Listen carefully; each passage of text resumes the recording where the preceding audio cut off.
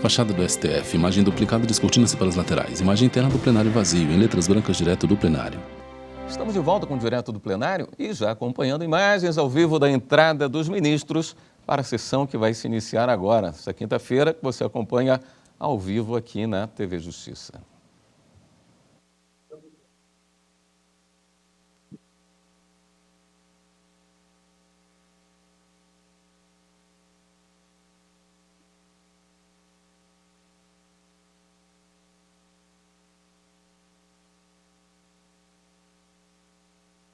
Uma boa tarde a todos. Podemos nos sentar. Declaro aberta, neste 27 de outubro de 2022, a 33ª Sentada ao centro da mesa em formato da letra U invertida, abre a sessão a excelentíssima ministra Rosa Weber, presidente do Supremo Tribunal Federal. Saudando a todos os ministros, senhora vice-procuradora-geral da República, senhores e senhoras advogados, senhores servidores, todos que nos assistem. Peço à senhora secretária que faça leitura da ata da sessão anterior. Ata da 31ª Sessão Ordinária do Plenário do Supremo Tribunal Federal, realizada em 26 de outubro de 2022. Em imagem fechada, de pé à esquerda da excelentíssima ministra, presidente da Corte, lê a ata da sessão anterior, Carmen Lília Oliveira de Souza, assessora-chefe do plenário. Nunes Marques e André Mendonça. Vice-procuradora-geral da República, doutora Lindora Maria Araújo. Abriu-se a sessão às 14h44, sendo lida e aprovada a ata da sessão anterior. Pergunto aos eminentes pares se há alguma objeção, alguma observação quanto à ata. Nada havendo, declaro-a aprovada. E registro a presença neste plenário de estudantes do curso de Direito das Faculdades Integradas IESGO, da cidade de Formosa, Goiás. Sejam todos muito bem-vindos.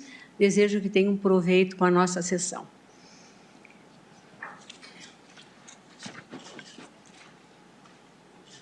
Chamo para a continuidade de julgamento a ação direta de inconstitucionalidade por omissão 59, sob a minha relatoria, em que requerentes o Partido Socialista Brasileiro, PSB, o Partido do Socialismo e Liberdade, o PSOL, o Partido dos Trabalhadores e a Rede Sustentabilidade. Essa ação direta, como vimos, diz com as ODS 15, 16 e 17. Após a DO 59, requerentes PSB e outros. Eu relembro que após o meu voto, no sentido da rejeição das preliminares, do conhecimento da ação... Os ministros julgam a ação em que se questiona a suposta omissão da União em repassar recursos para o Fundo Amazônia. ADPF, se essa for a compreensão do plenário, e da conversão do julgamento da medida cautelar em julgamento definitivo do mérito, eu, no mérito, votei no sentido do juízo de parcial procedência da ação. Na mesma linha, o voto do ministro André Mendonça, que ontem encolhemos, embora Sua Excelência conheça da ação direta de inconstitucionalidade por omissão como a DPF, mas no mérito há um juízo de parcial procedência também, com algumas nuances, e do voto do ministro Nunes Marques, que não conhecia da ação, quer como ADO, quer como ADPF, e no mérito, caso vencido com relação ao juízo de admissibilidade, julgava improcedentes os pedidos deduzidos. Fizemos a suspensão do julgamento e hoje, dando a ele prosseguimento, eu colho o voto do eminente ministro Alexandre de Moraes. Está com a palavra. Obrigado, presidente. Boa tarde. Cumprimento Vossa Excelência, a ministra Rosa Weber, cumprimento a ministra Carmen Lúcia, colegas. Alexandre de Moraes, ministro do STF, para o voto. Geral da República. Cumprimento também os estudantes do curso de Direito das Faculdades Integradas IESGO da cidade de Formosa, Goiás, aqui presentes no nosso plenário. Presidente, rapidamente, lembrando, aqui é uma ação direta de inconstitucionalidade, onde os requerentes pleiteiam seja reconhecida a omissão inconstitucional da União quanto à adoção de providências de índole administrativa, objetivando a suspensão da paralisação do Fundo Amazônia, ou seja, como Vossa Excelência bem colocou no voto, agora parabenizo, a questão do tratamento do Fundo da Amazônia. É exatamente isso que nós estamos discutindo. É narrado que o fundo, a criação do fundo desde 2008, a sua gestão pelo BNDES, a ideia exatamente de captação de doações para investimentos na ação de prevenção, monitoramento e combate ao desmatamento e promoção da conservação e do uso sustentável das florestas no bioma amazônico. A ação pleiteia, faz uma lista de quais seriam as ações a serem financiadas, qual o escopo dos financiamentos, e a questão mais importante é que os requerentes destacam o relatório de atividades do fundo indica a utilização de quase 2 bilhões, 1,86 no valor total, em 103 projetos. Mas houve uma alteração do governo federal que teria determinado a extinção unilateral de mecanismos, na verdade, não do próprio fundo, mas mecanismos para o funcionamento e gestão do fundo, como, por exemplo, o Comitê Técnico, o CFTA, que era responsável por efetuar o cálculo do desmatamento, da quantidade de carbono emitida, e o Comitê Orientador, o COFA, órgão de governança do fundo. Como resultado, os requerentes afirmam que mais de 1,5 bilhão, esse 1,5 bilhão estaria represado sem contratação de novos projetos e sem qualquer medida de equilíbrio. E, obviamente, isso acabaria refletindo na proteção da Amazônia, da proteção ou da própria finalidade do Fundo Amazônia. Exatamente por isso, a ação direta de inconstitucionalidade por omissão. Eu não vou me alongar na questão das preliminares levantadas a respeito do cabimento da ação direta de inconstitucionalidade por omissão, dizendo, desde logo que acompanha a eminente relatora, aqui a ideia de se combater uma omissão, a chamada síndrome de inefetividade da Constituição, o que acarreta a inaplicabilidade de normas constitucionais, e aqui é muito clara essa síndrome de inefetividade apontada pelos autores. Então, desde já acompanho Vossa Excelência em relação ao cabimento da ação. Ainda, presidente, aqui no mérito, o mérito trata exatamente dessa inatividade do Fundo da Amazônia, em que pese a existência de recursos, há recursos arrecadados, há projetos aprovados em andamento, e havia uma fila de projetos a serem analisados. E essa inatividade do Fundo Amazônia acabou gerando exatamente a não utilização desses recursos. E, obviamente, dentro da total convergência com as premissas adotadas por Vossa Excelência, presidente, aqui o que se está a proteger não é algo meramente burocrático, algo somente administrativo, o funcionamento de órgãos, o funcionamento de um fundo. O que se está a proteger é o meio ambiente, o artigo 225 da Constituição Federal, que garante e obteve o meio ambiente por parte do legislador constituinte, obteve uma proteção diferenciada. A proteção, o dever da coletividade de proteger o meio ambiente, o dever da coletividade de preservar o meio ambiente, não só para a atual geração, para as atuais gerações e para as futuras gerações. A Constituição é muito clara no artigo 225, em especial no parágrafo 1º do artigo 225, na necessidade de dar efetividade ao direito ao meio ambiente ecologicamente equilibrado. Não basta só a previsão de proteção, não basta só, eu diria, o reconhecimento do direito material de proteção ao meio ambiente, um direito ao meio ambiente saudável, enquanto um direito de terceira dimensão, nós temos também vislumbrar a proteção aos direitos instrumentais que a Constituição estabelece para efetivamente proteger o meio ambiente. Eu faço aqui, presidente, também não vou cansá-los, um histórico das normas protetivas do meio ambiente no Brasil e dos tratados internacionais que o Brasil adotou para essa proteção, dentro daquela ideia que não só a proteção ao meio ambiente é algo nosso, mas lembrando que o meio ambiente é considerado um patrimônio comum de proteção de toda a humanidade. E, obviamente, isso traz um dever de efetividade maior nessa proteção. Nesse contexto, no contexto da Amazônia Legal, dentro da instrução que Vossa Excelência bem conduziu dos autos, com vários dados dos sistemas de monitoramento do INPE, as auditorias e controles externos do TCU, da Controladoria, do próprio Ministério do Meio Ambiente, não há nenhuma dúvida sobre o nível alarmante, intolerável de dano e degradação a qual o referido bioma vem sofrendo. É crescente, é ininterrupto, vem sendo submetido à exposição de ações ilícitas.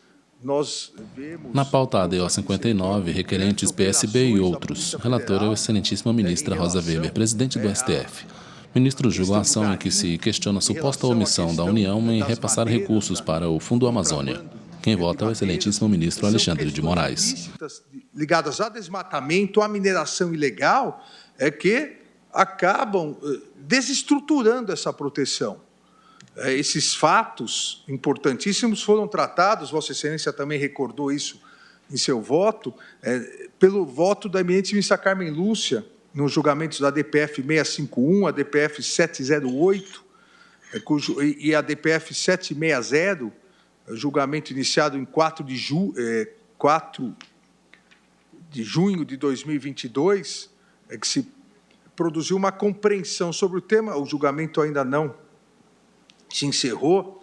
E eu registro aqui, presidente, que em 2019, nos autos da DPF 568, aquela questão que o eminente ministro Gilmar às vezes recorda, tratava de alocação de recursos públicos arrecadados no contexto da Operação Lava Jato, em que uma ação movida pela então Procuradora-Geral da República, a doutora Raquel Dodge, e eu liminarmente suspendi a criação de uma fundação, que seria criada, uma fundação privada com esses recursos públicos, após... Ficou conhecida como Fundação Dallagnol. Após a liminar, eu presidi inúmeras reuniões multilaterais com o presidente da Câmara, presidente do Senado Federal, com representantes do Tesouro Nacional, da Advocacia Geral da União. Ministros julgam a ação em que se questiona a oposta omissão da União em repassar recursos para o Fundo Amazônia, ADO 59. De valores, e 1 bilhão e 100 milhões, 1 bilhão foi destinado... O ministro André era o advogado-geral da União à época.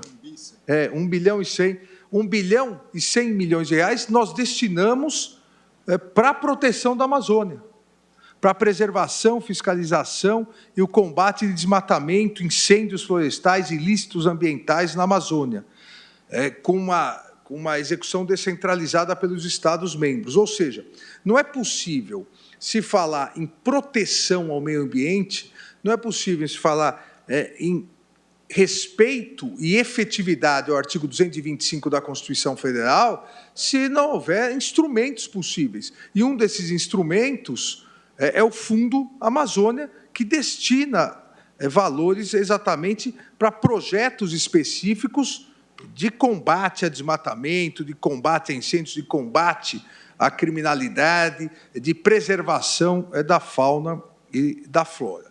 E de tempos para cá, nós estamos verificando mais forte ainda apelo da sociedade civil organizada em favor dessa efetivação do poder público para preservar o meio ambiente e a Amazônia de danos irreversíveis, danos, eu repito, irreversíveis ao meio ambiente que estão ocorrendo. O Instituto Nacional de Pesquisas Espaciais informou, também citado por Vossa Excelência, que mantém 2 sistemas de monitoramento, e esses 2 sistemas quantificam a ocorrência de desmatamento na Amazônia Legal brasileira, o sistema PRODES e o DETER. E acrescentou, Vossa Excelência mostrou também gráficos, mostrou um mapeamento que leva à ideia do nível alarmante de desmatamento no bioma questão.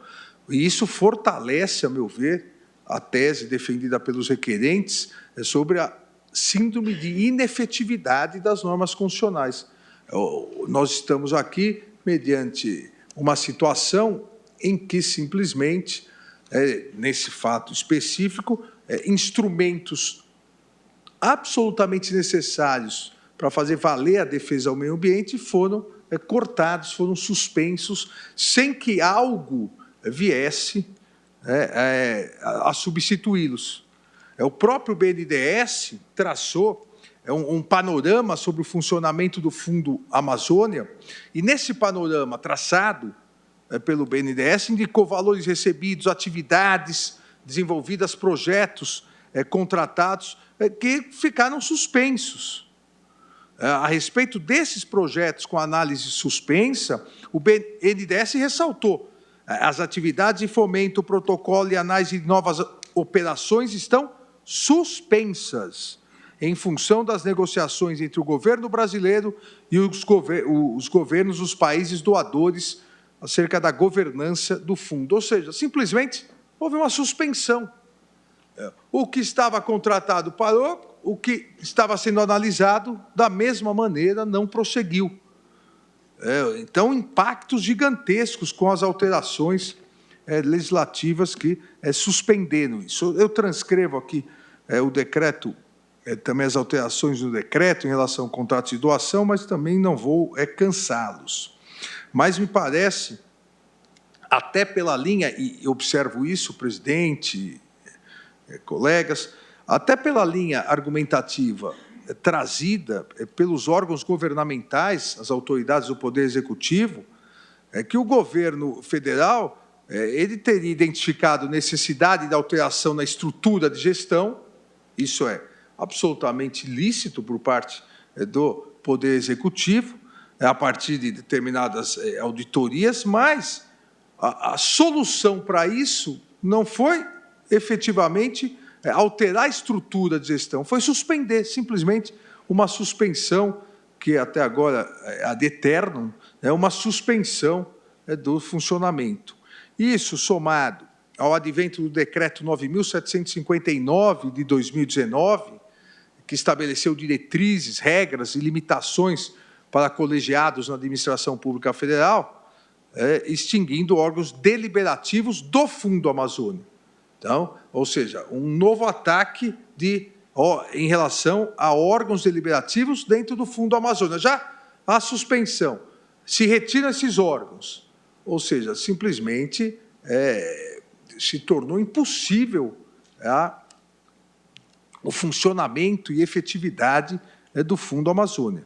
Tivemos ainda depois o Decreto 10.239 de 2020, aí instituiu o Conselho Nacional da Amazônia Legal, para coordenar, seria a ideia de coordenação e integração das ações, mas que também não solucionou esse problema.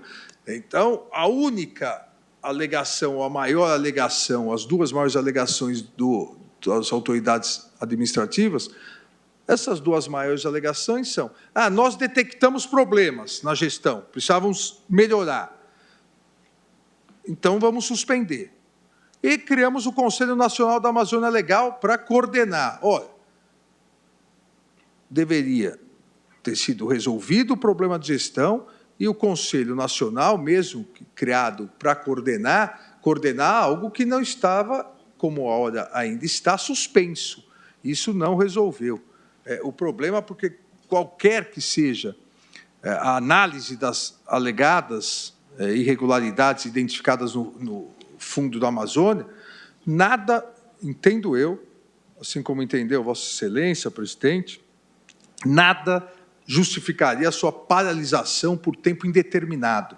Na dependência futura, eu diria, aqui é um futuro incerto e não sabido, na dependência futura de edição, aperfeiçoamento de atos normativos, e, enquanto isso não ocorre, o fundo fica suspenso. Essa paralisação das atividades do Fundo Amazônia, essa paralisação, ela é muito prejudicial à proteção ambiental.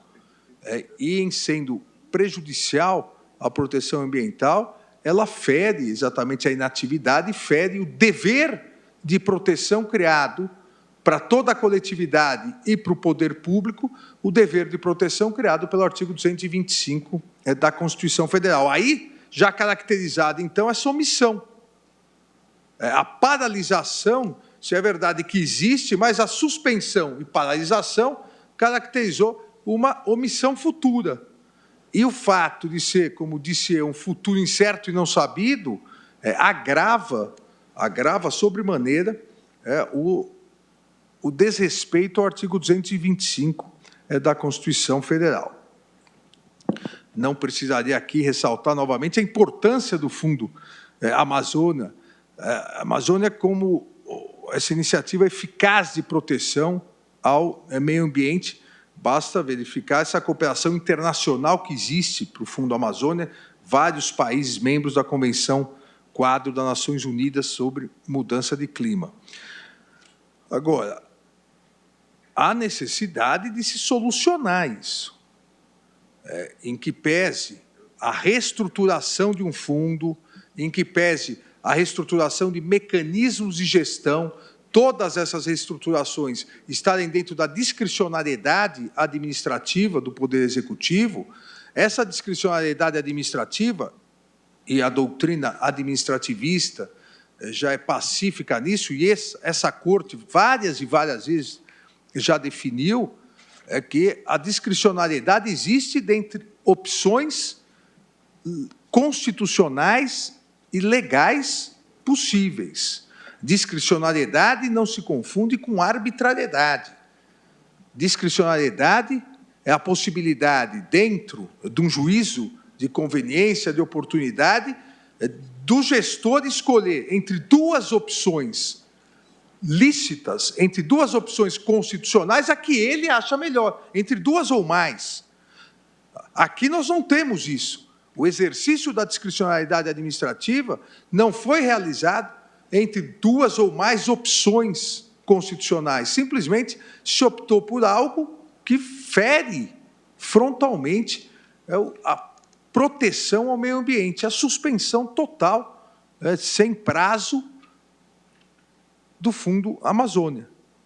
E Vossa Excelência também realçou que, desde a sua criação, o fundo recebeu aproximadamente 3,4 bilhões, 3,39 bilhões em doações, 93,8 provenientes de doações realizadas pelo governo da Noruega, 5,7% do Banco de Desenvolvimento Alemão e 0,5% da Petrobras.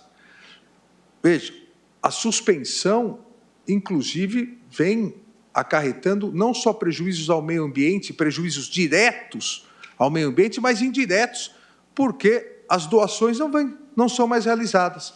Os países, tradicionalmente, parceiros do Brasil no Fundo Amazônia, simplesmente aguardam, porque se está suspenso o fundo, porque vão auxiliar, porque vão aportar mais recursos nesse fundo. Atualmente, o fundo conta com 102 projetos, e esses 102 projetos, no total, o montante a ser aplicado neles, 1,7 bilhões, inclusive com parcerias com municípios, estados-membros. Então, há necessidade de se fazer, retomar o Fundo Amazônia, e conversávamos antes, presidente, eu com Vossa Excelência, com o ministro Gilmar, a ideia é exatamente da retomada do que já está sendo feito. A ideia de não se prejudicar duplamente o meio ambiente, porque se prejudicou com a suspensão. Uma decisão que libere isso para que o BNDES comece tudo de novo, nós vamos ter mais um período gigantesco, sendo que temos 102 projetos já orçados em 1,7 bilhões prontos para serem, alguns já iniciados, outros prontos para serem aprovados. Então, é importantíssimo, penso eu, que se resolva rapidamente para que se libere esses 102 projetos de proteção ao meio ambiente. Faço aqui outras considerações, presidente, sobre o contexto internacional da crescente preocupação com esses fenômenos ligados à mudança climática, e esses estudos, esses projetos estão ligados também aos investimentos internacionais no Brasil, para comprovar a efetividade dos projetos ambientais habilitados e financiados sob o Fundo Amazônia. Então, é necessário realmente que retomemos imediatamente. Não vou, até para terminarmos esse julgamento, não vou cansá-los mais. Aqui, presidente, me parece que a edição a concretização dessa suspensão caracteriza realmente uma inconstitucionalidade, porque evita a proteção eficaz e efetiva da Amazônia, ataca um instrumento importantíssimo que é de preservação ambiental, que é o Fundo Amazônia.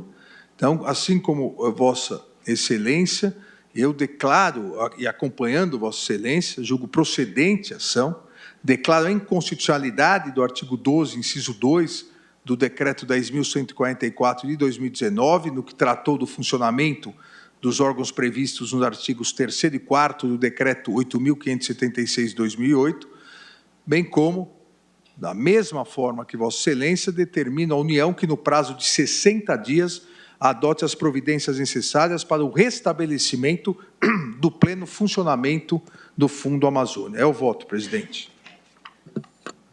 Agradeço ao ministro Alexandre de Moraes e, de fato, ministro Alexandre, na verdade, o indeferimento dos pedidos, que não o pedido A e o pedido F, poderia ensejar uma compreensão diversa. Entendo apenas eu que os pedidos situados entre o A e o F, que deferi expressamente, na verdade, em parte, eles passam pelo exercício de atividades administrativas e de avaliação do próprio BNDES enquanto gestor. Na pauta DEL 59, requerentes PSB e outros. E o voto foi exatamente nessa linha, que colocada uma trava pelo governo federal, quando ele estabeleceu a mudança de forma unilateral, a mudança do modelo de governança. Com o meu voto no sentido da declaração de inconstitucionalidade desses decretos e com o retorno à situação anterior, eu retiro a trava e o voto é todo na linha que se restabeleça o que estava sendo feito. Por óbvio, no âmbito do BNDES, havia projetos já aprovados, que não tiveram início, projetos sustados, e projetos, inclusive, concluídos. Agora, da leitura que eu fiz dos demais pedidos, pareceu-me que, na verdade, nós estaríamos nos imiscuindo até digamos assim, na avaliação desses projetos que, já apresentados, ainda não haviam sido aprovados. Então, o meu voto, por óbvio, a deliberação é colegiada, mas só para deixar bem esclarecido, o meu voto é no sentido da análise constitucional da questão, com os comandos que eu entendi razoáveis, ou seja, se retira o que é inconstitucional e se determina a adoção das medidas necessárias para dar continuidade.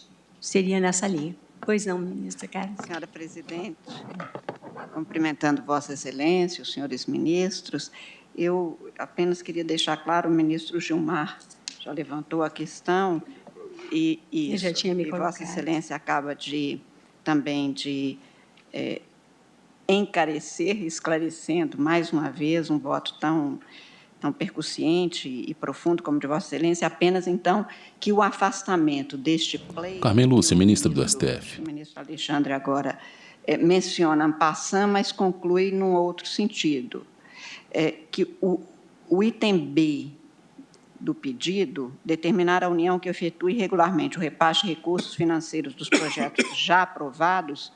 E Vossa Excelência, ministro... Ministros julgam a ação em que se questiona a suposta omissão da União em repassar recursos para o Fundo Amazônia, ADO 59. Condições estabelecidas nos contratos de apoio financeiro firmados, Vossa Excelência afirma no voto, na parte final do voto, que não teria respaldo jurídico.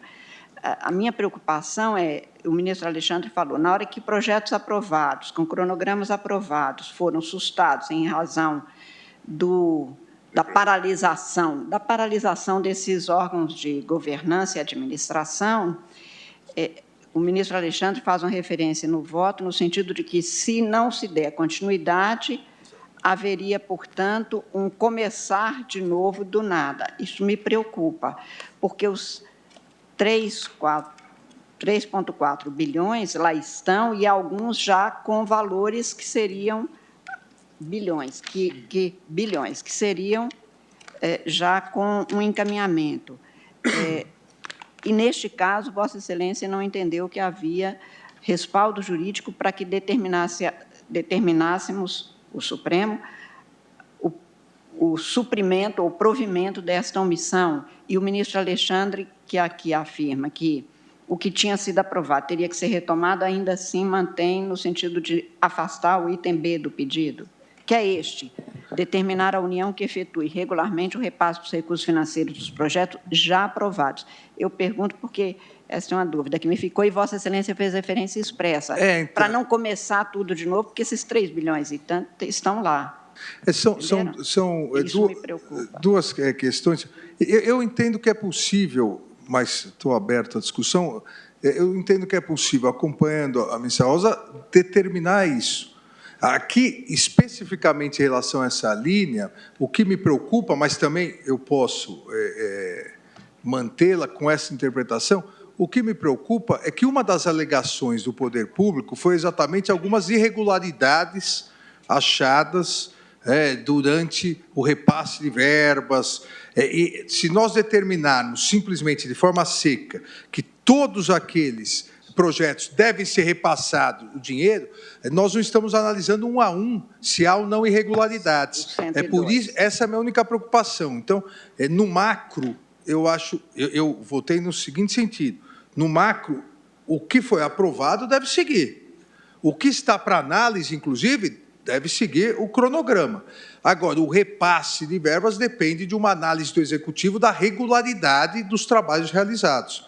Eu acho que é possível construir nesse sentido. Mas então não seria, talvez, possível, ministra Rosa, Vossa Excelência acha completamente fora de possibilidade jurídica de, pelo menos em parte, aceitar no sentido de que esses que já tenham sido aprovados tenham prioridade ou que seja suprida essa omissão, porque senão nós estamos dizendo que pode começar do zero, como Vossa Excelência afirma em seu voto, que se começar do zero, até que se reapresenta, se refaz... Nós vamos estar prolongando a suspensão. Nós estamos modulando efeitos sem falar ad eterno. Então, eu queria só esse esclarecimento. Desculpa, voto de Vossa Excelência foi tão denso e eu ainda fico com essas... Não, ministra Carmen Lúcia, talvez...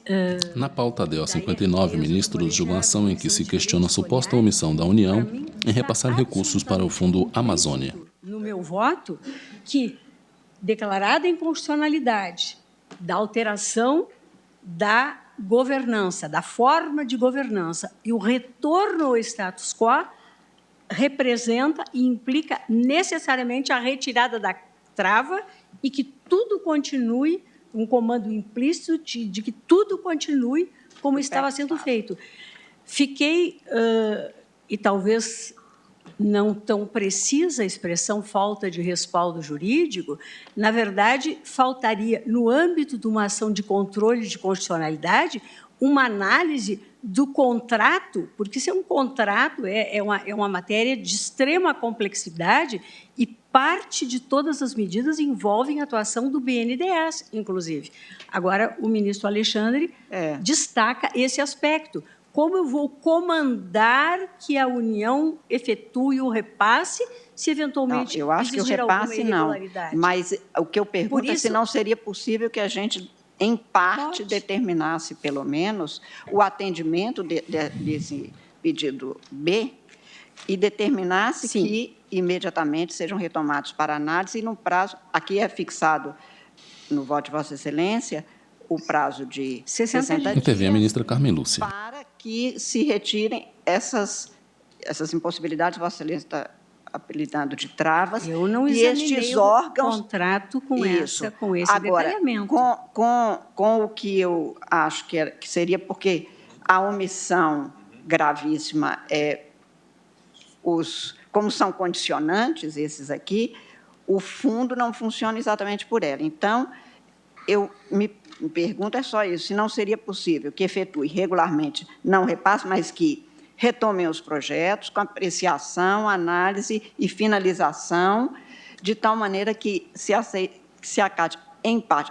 Eu estou perguntando, não estou votando ainda, mas porque o voto do ministro Alexandre, e acho que até do ministro André, eu não sei, mas do ministro Alexandre é preciso no sentido da linha de Vossa Excelência mesmo, quer dizer, nós queremos que a omissão seja suprida. Esta omissão é administrativa regulamentar e administrativa no sentido da governança. Quanto a isso, as alíneas A e F estão devidamente acatadas. Agora, essa me preocupa um pouco, porque são projetos... Sim, Vossa Excelência propõe que se defira em parte. Senhora presidente. Até porque, presidente... Só esta linha. Presidente, se estava suspenso e nós vamos tirar a trava, deve continuar como se não houvesse suspensão. E Vossa Excelência falou aqui uma questão... Ministro Alexandre de Moraes. Determinar que finalize. Se, no caso concreto, entender que há irregularidade, vai finalizar dizendo não repasso porque há essa irregularidade. E aquele projeto, ou o titular do projeto, que procure a justiça. Acho que foi importante. Consequência, ministro. Esclarecimento. Esta é uma conta... Eu acho que foi importante. Só um minutinho, ministro. Esta é uma conta que tem um valor, que foi um contrato feito internacionalmente. Carmen Lúcia, ministra do STF. A expressão por eles usada é de condicionantes, sem as quais nem se retoma o fundo, e este dinheiro está lá e nós nem sei o que é, porque 3 bilhões e 400 milhões não ficam paradinhos. Sim. Mas, enfim, se havia, como Vossa Excelência afirma, nos termos também do que a relatora, a ministra Rosa Weber, já tinha dito, 100 e poucos projetos. E se há dúvidas, e nós não vamos esmiuçar isso, porque isso é realmente do Poder Executivo, do BNDES, pelo menos se dê alguma coisa no sentido da obrigatoriedade de continuidade, porque nós temos esse veso terrível de deixar uma coisa já consumada. E qual é a leitura da nossa decisão que será feita com um parceiro internacional? Bom, eles começam, aprovam o centro, não passa, diz que tem algumas dúvidas, começa tudo de novo. Entendeu, ministro? Eu entendi perfeitamente a preocupação de Vossa Excelência. Eu entendi como perfeitamente. Eu disse, eu vou acompanhar Vossa Excelência, mas assim... Eu entendi perfeitamente tudo que está sendo colocado e acho que tem pertinência, e o bom é que se possa, quem sabe, dizer de uma outra forma que fique mais claro. Apenas para registro, o pedido na inicial... Nesses aspectos, é para que se determine a união. Porém, em todo o procedimento, não cabe a união. E aí me permitam dar razão à ministra relatora.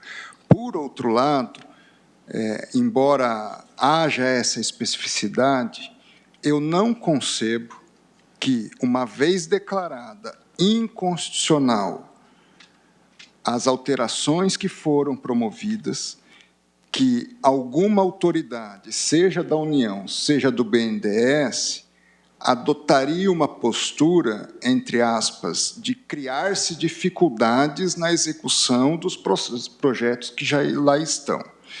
E penso que, em havendo isso, tanto as Quem fala é o ministro André Mendonça. nesses procedimentos... Ministro julgou a ação em que se questiona a suposta omissão da União em repassar recursos para o Fundo Amazônia, ADO 59. Muito técnica desses projetos.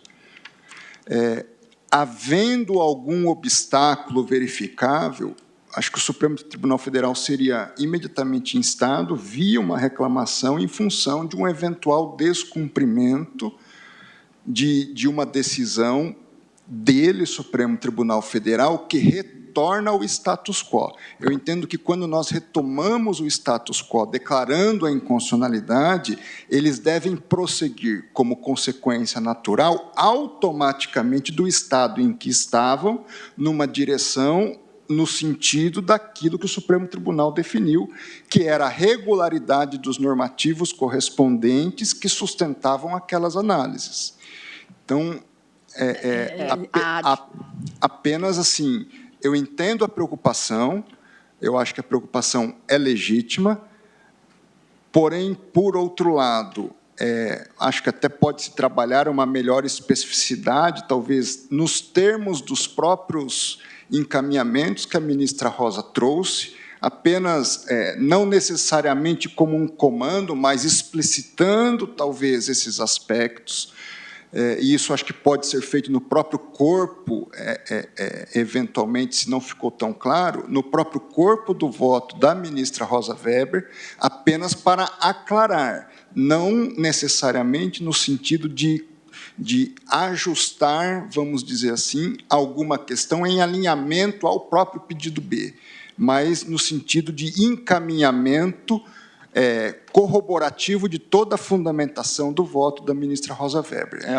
A diferença, ministro André, é que bom que Vossa Excelência tem uma esperança que hoje eu não tenho, que é de que nós vamos mandar uma ordem para a matéria ambiental e que vai ser cumprida e que ninguém descumpre. Não é assim que tem acontecido, lamentavelmente.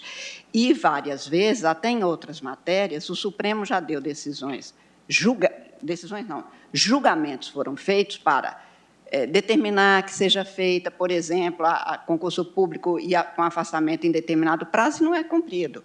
Então, a preocupação que eu manifesto é muito exatamente para que se dê uma eficácia que não dependa de outra reclamação, se não cumprir. Isso desgasta institucionalmente, isso desgasta administrativamente, e, neste caso, desgasta ambientalmente. Mas eu entendo o que Vossa Excelência fala. E eu acho só que, no corpo do voto da ministra Rosa, não tenho dúvida que, para mim, que tinha lido e acompanhei a profundidade do voto de Sua Excelência, está claro. Por isso é que eu fiz referência específica, talvez na parte dispositiva, dentro do que foi dito até. Mas, realmente, a minha única preocupação é essa, porque eu estou de acordo plenamente com tudo que Vossa Excelência... Nós podemos fazer uma adequação. Desculpe, ministro, desculpe. Quero ouvi-lo. Por favor. Não, faz questão de ouvi-lo. Eu estou aqui tentando... Não, eu tinha escrito na parte dispositiva, o primeiro comando, que era restabelecer a governança do fundo e que voltasse a debater a sua recomposição, do financiamento internacional, bem ainda para que, incluindo o BNDES, proceda a continuidade, que esse é o ponto que a gente está discutindo, né, de desembolso de saldo existente do referido fundo, seguindo-se o fluxo de autorização de projetos em análise e em consulta constante no informe da carteira, exatamente para atender a essa situação. Porque, veja,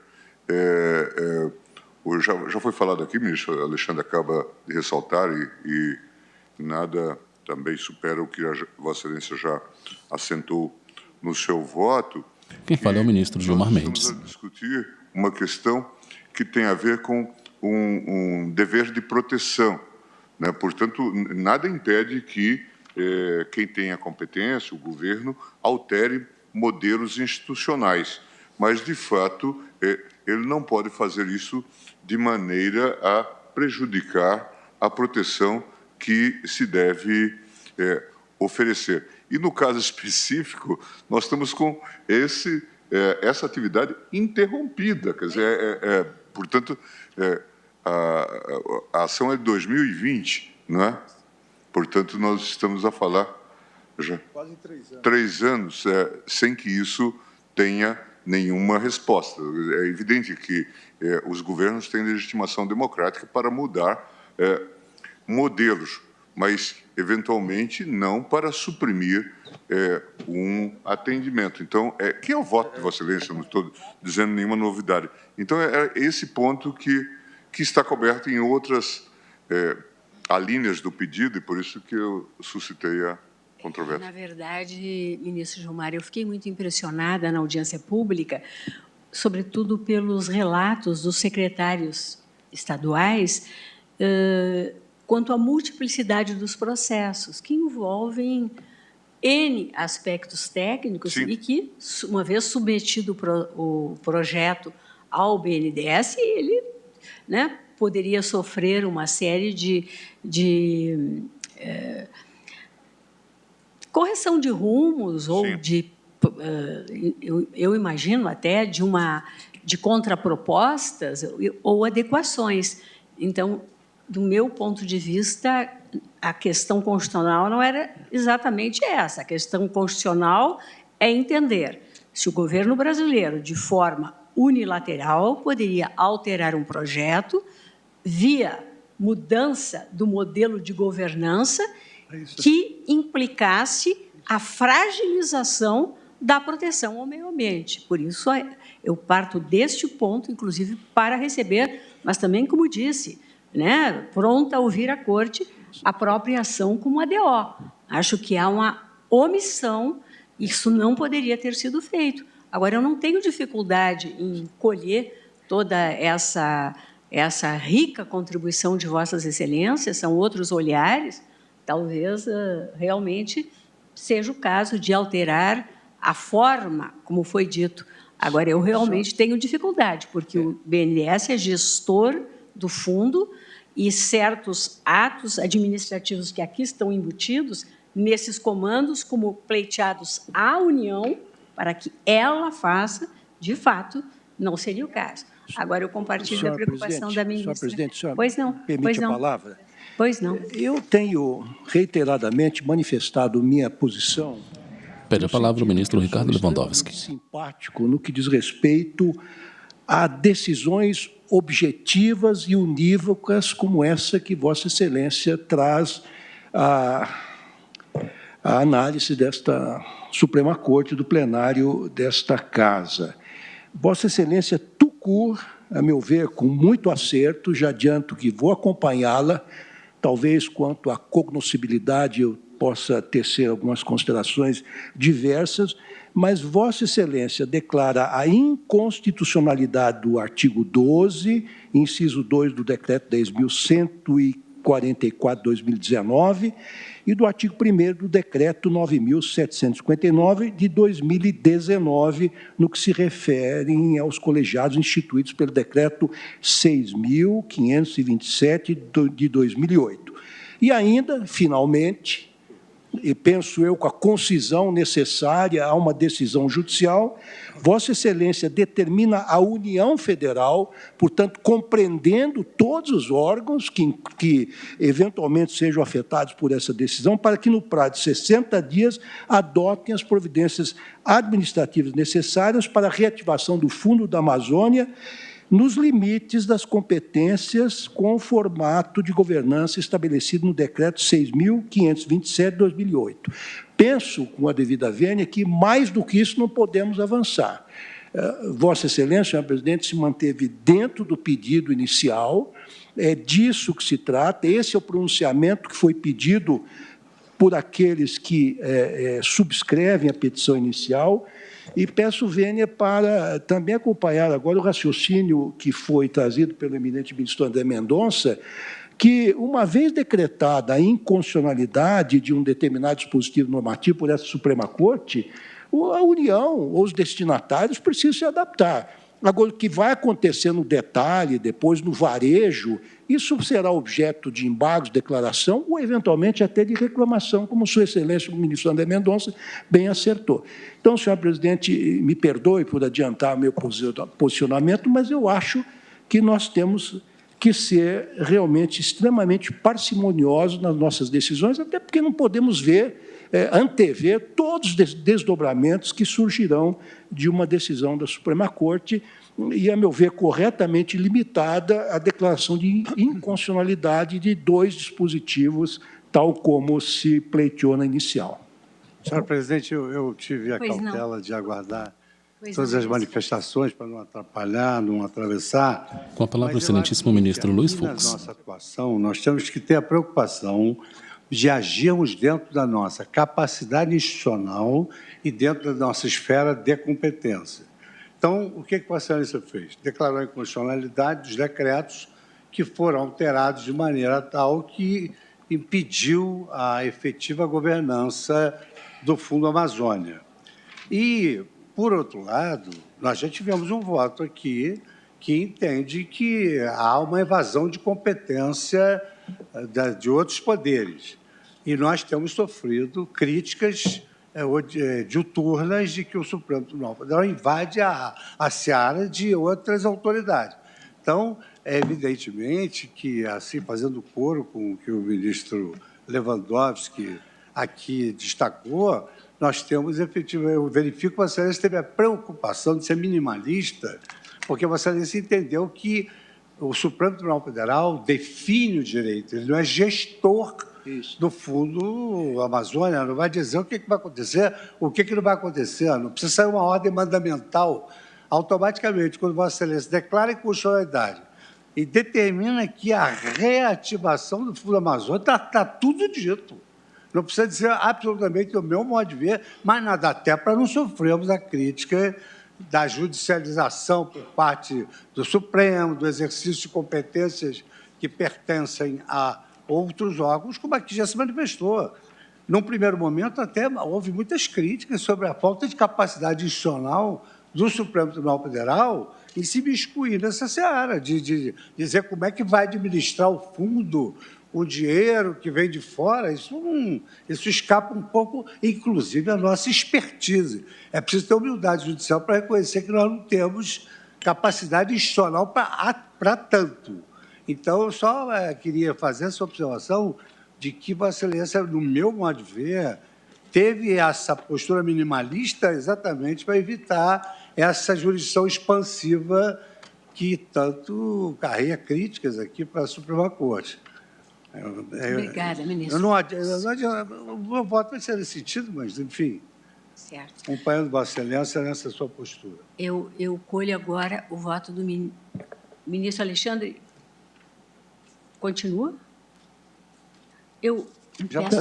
Peço desculpa. Não. Eu entendi que tinha acabado. Não, o ministro Fachin mesmo. Quero ouvi-lo.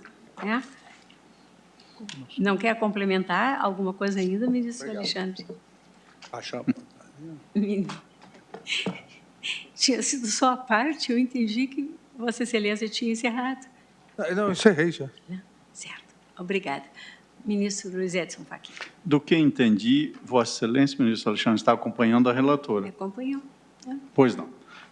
Senhor presidente, muito obrigado pela concessão da palavra. Cumprimento Vossa Excelência, especialmente neste caso na condição de relatora, além de saudá-la na presidência do tribunal, saudando também a eminente ministra Carmen Lúcia, os eminentes pares, a senhora subprocuradora-geral da República, advogados e advogadas, estudantes e servidores da Justiça brasileira, especialmente desse Supremo Tribunal Federal. Senhora presidente, eu vou juntar a alongada declaração de voto que espelha o estudo que fiz e as conclusões que cheguei do exame desta matéria. Nada obstante, vou me permitir, muito sinteticamente, tocar em alguns pontos, porque creio que esse debate de hoje também é o que já podemos depreender de votos já proferidos, e aproveito o ensejo para cumprimentar não apenas Vossa Excelência como relator, mas os votos que me antecederam. Há alguns pontos que, quiçá, mereçam um enfrentamento, até mesmo para verificar a compreensão majoritária nesses pontos, embora essencialmente, até este momento, há, a rigor, duas posições. A posição que, sendo uma via ou outra de controle concentrado, acolhe o pedido nos termos do voto de Vossa Excelência, com alguma divergência parcial, e a outra posição é pelo não conhecimento e, se conhecida, pela não procedência. De modo que, substancialmente, a questão se coloca nesta ordem de ideias.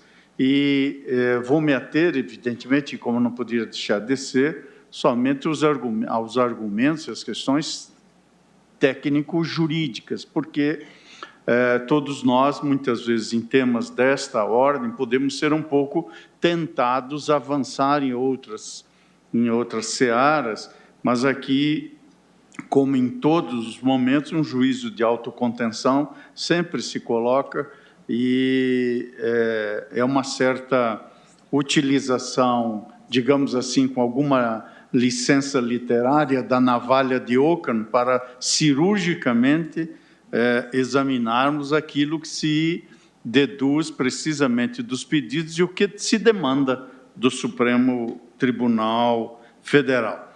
O núcleo essencial da demanda, como está bem exposto no voto de Vossa Excelência, Edson Fachin, ministro do STF. Via ação direta de inconstitucionalidade por omissão, reconhecer a omissão inconstitucional da União no que diz respeito à suspensão e à paralisação do Fundo Amazônia, atentando, segundo dizem as partes autoras, ao Pacto Federativo e indo de encontro ao direito a um meio ambiente ecologicamente equilibrado, como assegurado pelo artigo 225 da Constituição Federal.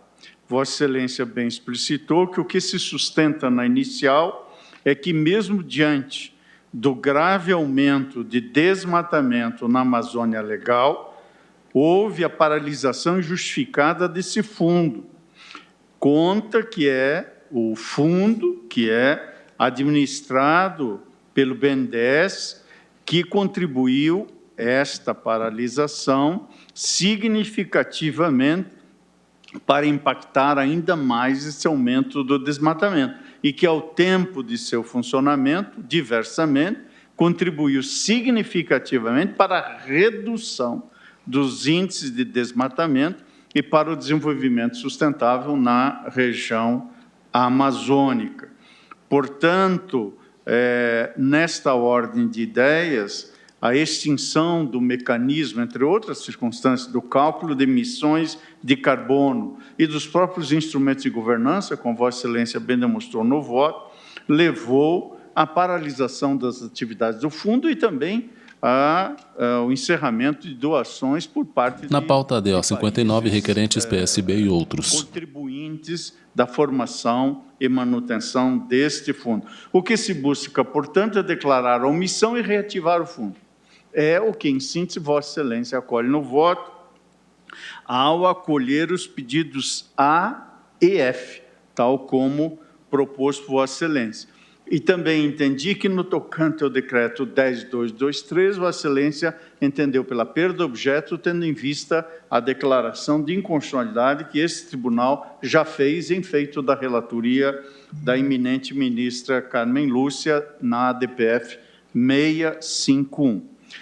Colocado esse panorama geral, reporto-me muito brevemente a três preliminares, porque creio que, em relação a uma delas, Vossa Excelência, agora já na condição de presidente, irá aferir a percepção majoritária sobre a... Ministros julgam a ação em que se questiona a suposta omissão da União em repassar recursos para o Fundo Amazônia. De inconstitucionalidade por omissão ou na via de uma arguição de descumprimento do preceito fundamental. Aqui parto da seguinte perspectiva. Estão presentes, em meu modo de ver, os requisitos de ambas para conhecermos desta via de controle concentrado de constitucionalidade ou, neste caso, de inconstitucionalidade. Nesta medida, é certo que nos autos, inclusive a Procuradoria-Geral da República questiona o cabimento da ação direta de inconstitucionalidade por omissão, dizendo que, no entender da PGR, inexistiria determinação constitucional cuja eficácia esteja obstada por conduta omissiva do poder público. Com todo o respeito, entendo em sentido diverso. No próprio parágrafo 2º do artigo 103 da Constituição, a possibilidade de questionamento de conduta omissiva do poder público por meio de ação de controle objetivo e, especialmente, diante de omissões do poder público, não apenas de omissão legislativa, que é a mesma ordem de raciocínios que já estava desde 1999 na Lei 9868, notadamente no que se incluiu no artigo 12b, no seu inciso 1º, que diz com todas as letras: omissão inconstitucional, total ou parcial, quanto ao cumprimento de dever constitucional de legislar ou, portanto, é uma disjuntiva, ou quanto à adoção de providência de índole administrativa.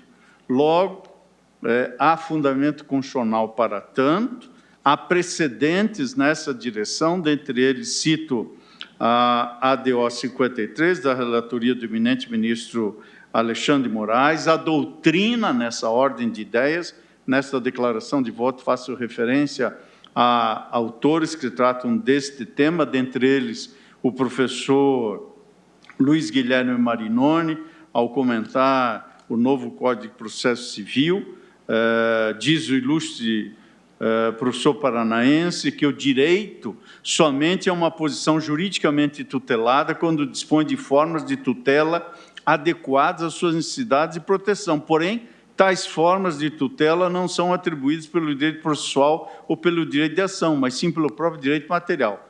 É o que está em causa aqui, o direito material de índole constitucional e, portanto, o direito fundamental ao meio ambiente, conforme o conteúdo expresso do artigo 225 da Constituição. De modo que, portanto, entendo... Ministros julgam ação em que se questiona a suposta omissão da União em repassar recursos para o Fundo Amazônia, ADO 59. Quem fala é o excelentíssimo ministro Luiz Edson Fachin. As partes requerentes tiveram a cautela de suscitar a incidência da fungibilidade. Tal como disse Sua Excelência, eminente ministra relatora, é possível conhecer da demanda como uma arguição de descumprimento de preceito fundamental. Tal como Vossa Excelência, eu também não tenho nenhuma dificuldade de conhecer por uma ou por outra via, eis que entendo presentes os requisitos de ambas aqui presentes. Nada obstante, como proposta, ação declaratória de inconstitucionalidade por omissão e presentes os requisitos, assim a conheceria, mas também não tenho dificuldade, tal como disse Vossa Excelência, de conhecer como a DPF. Portanto, conheço da DO na sua via estrita ou na sua fungibilidade como a DPF, pedindo venha a divergência que, neste ponto, suscitou o eminente ministro Cássio Nunes Marques. Ainda uma segunda preliminar quanto à ausência de questão constitucional, ou seja, que essa matéria seria exclusivamente, ou ao menos eminentemente, infraconstitucional. Vossa Excelência bem demonstrou no voto que esse argumento não se sustenta.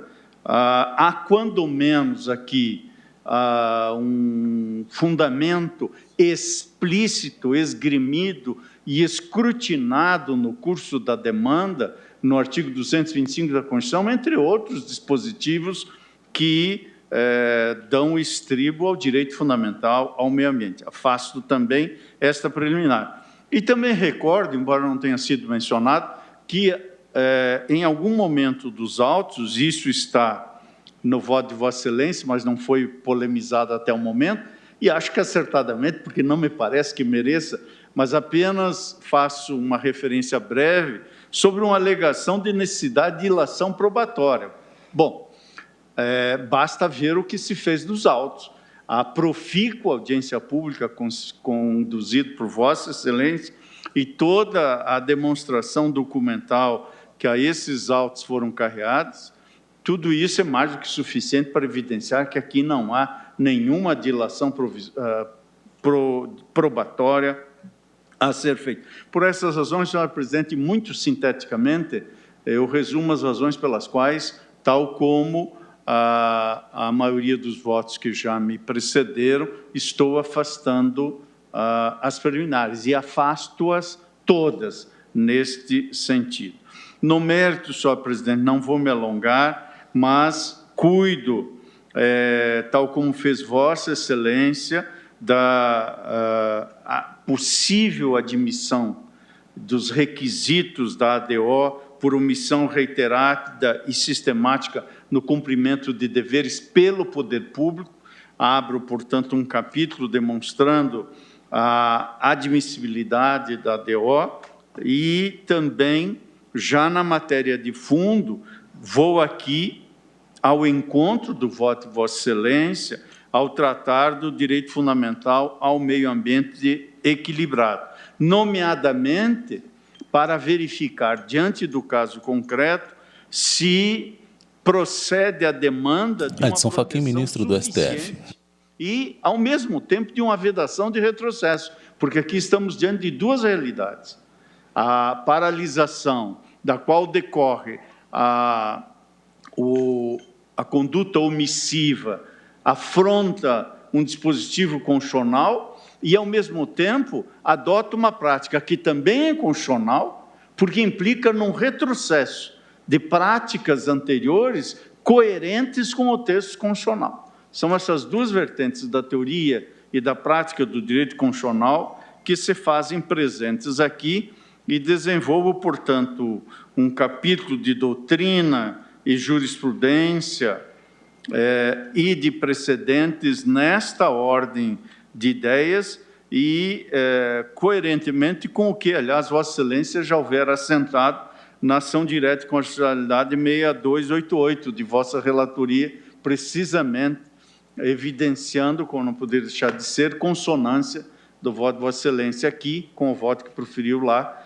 e que eu tenho aqui também neste ponto, a honra de acompanhar. Trata-se aquilo que os professores José Afonso da Silva, Ana Cândida da Cunha Ferraz, e mesmo no clássico dos comentários à Constituição de 1967, de Pontes de Miranda, denominam de gesto infiel do poder público que transgride por omissão ou por insatisfatória concretização os encargos de que se tornou depositário por efeito de expressa determinação constitucional.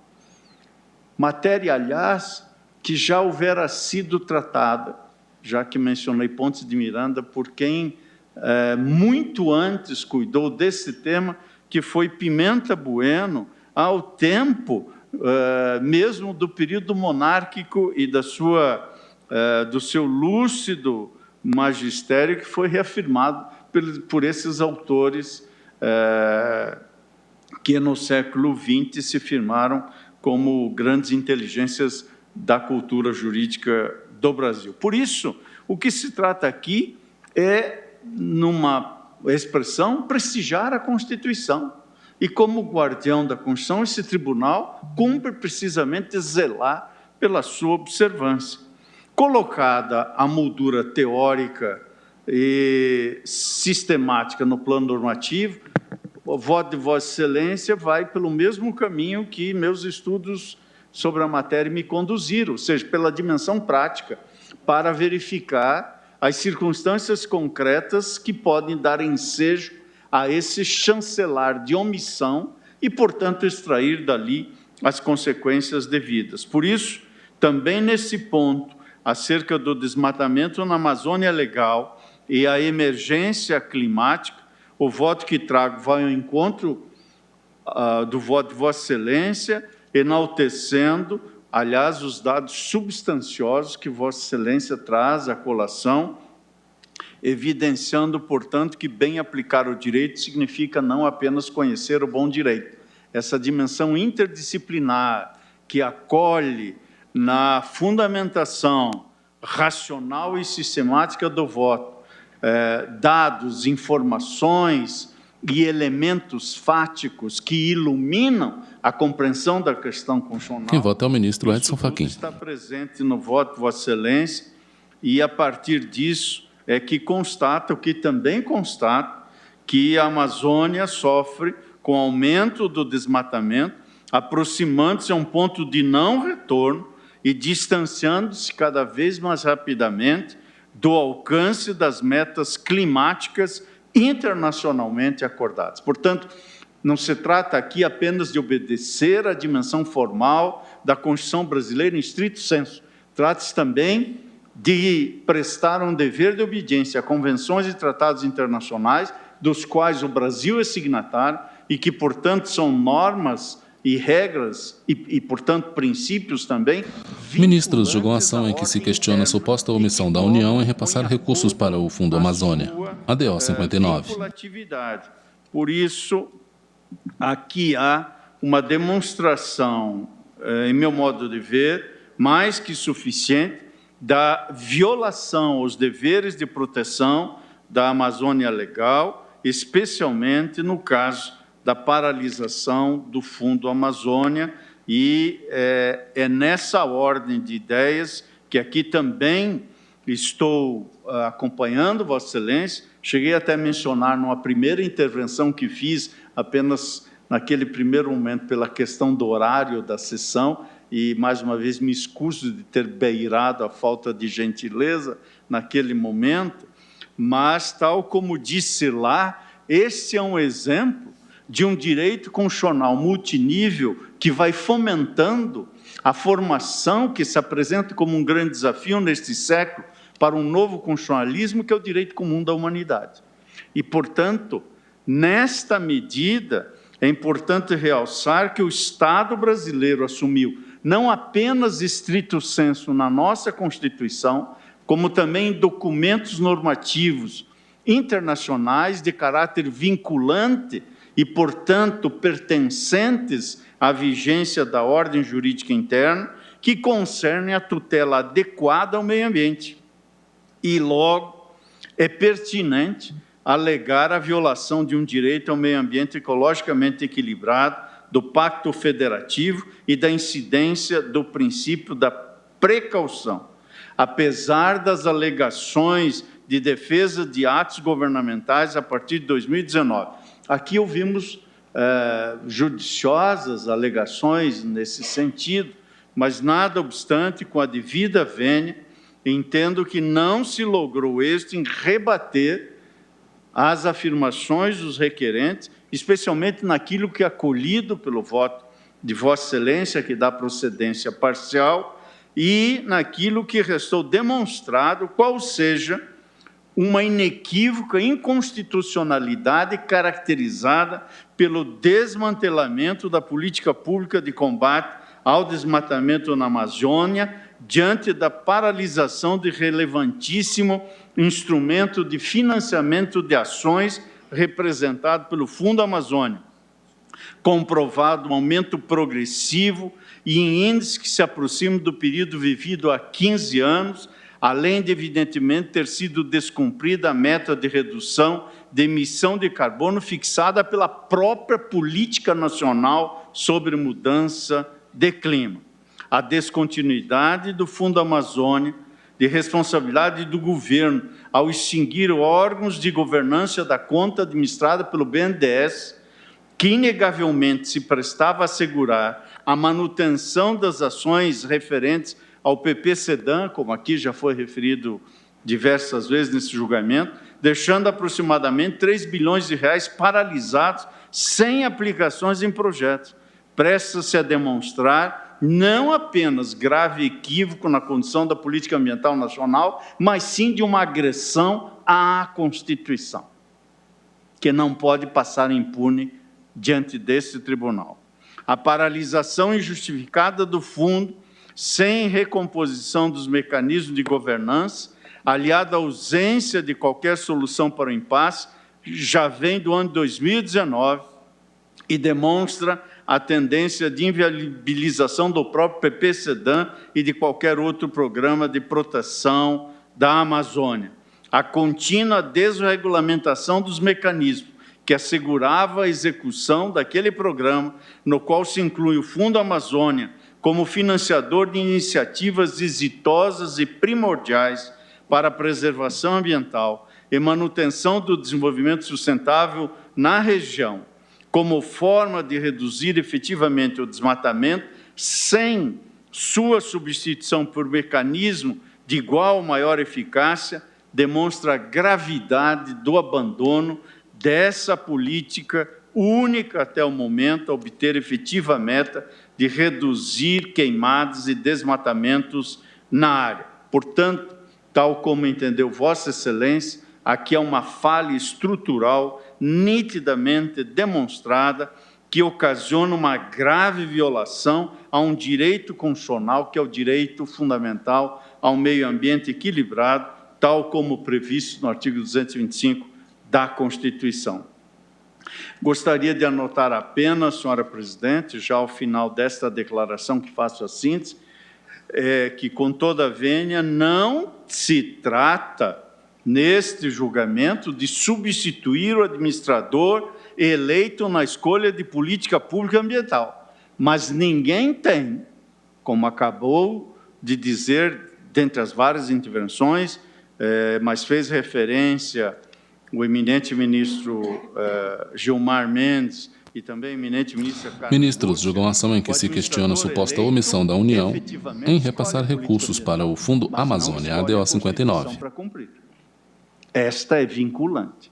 Portanto, na medida em que há uma vinculação constitucional do artigo 225 da Constituição, desse compromisso o administrador não pode se afastar.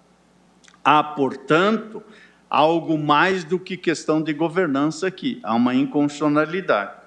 E, além disso, a inconstitucionalidade, e me permite dizer também, face aos documentos internacionais vinculantes ao Brasil, a inconvencionalidade derivada do abandono da política efetiva de combate ao desmatamento e as mudanças climáticas no âmbito da Amazônia Legal, traduz-se a um comprometimento do direito à vida, à saúde e à dignidade, não apenas dos povos originários da região amazônica e de todos que lá habitam e trabalham, mas sim de todos os brasileiros e brasileiras, e me permite dizer, de todos os seres humanos, tendo em vista a importância planetária daquela região para o ecossistema considerado macroscopicamente. Por isso, há aquilo que já se denominou em todo o globo de jurisprudência climática. Na Corte Interamericana de Direitos Humanos é conhecido o caso Tierra Nuestra versus Argentina, sobre esta matéria.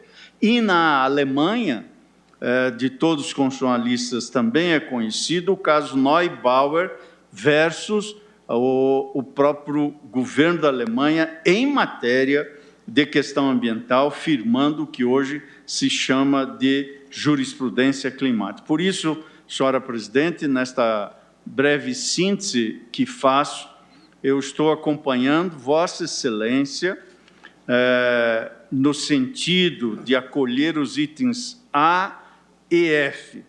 Refiro-me especificamente à letra F, que ela contém, no meu modo de ver, a imposição de uma prestação de fato negativa, ou seja, de uma abstenção, que não só é possível, como também é necessária, com toda a vênia, a compreensão em sentido diverso.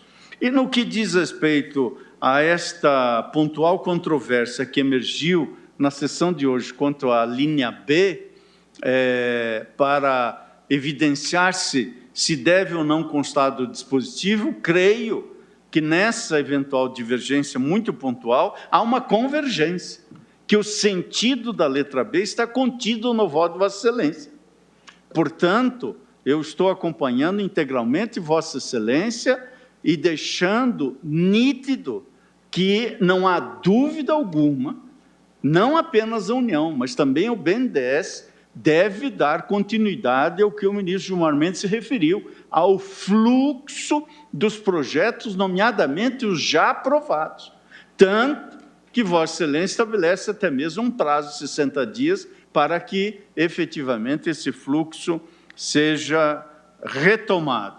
Isto corresponde, portanto, ao voto que trago, senhora presidente, e acolhendo os pedidos A e F, também declarando a inconstitucionalidade do artigo 12, inciso 2, do Decreto 10.144/2019 e o artigo 1º do Decreto 9759, também de 2019, como Vossa Excelência propôs, pois são esses os instrumentos que desnaturaram a governança do fundo e impediram até este momento o seu respectivo funcionamento. Portanto, com esta breve síntese, senhor presidente, eminentes pares, é como voto.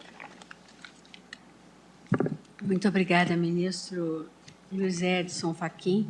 E o registro, a demasia, Vossa Excelência, de forma alguma me incomodou naquela Ministra data, Rosa ao Weber, contrário, presidente do STF. devia retomar o horário, com toda razão. 15h58, 2 minutos, eu acho que vai ser absolutamente... Vou precisar um pouco mais. Impossível, né, ministro Luiz Roberto? Ministros, julgam uma ação em que se questiona a suposta omissão da União em repassar recursos para o Fundo Amazônia, ADO 59. Se vira nos 30.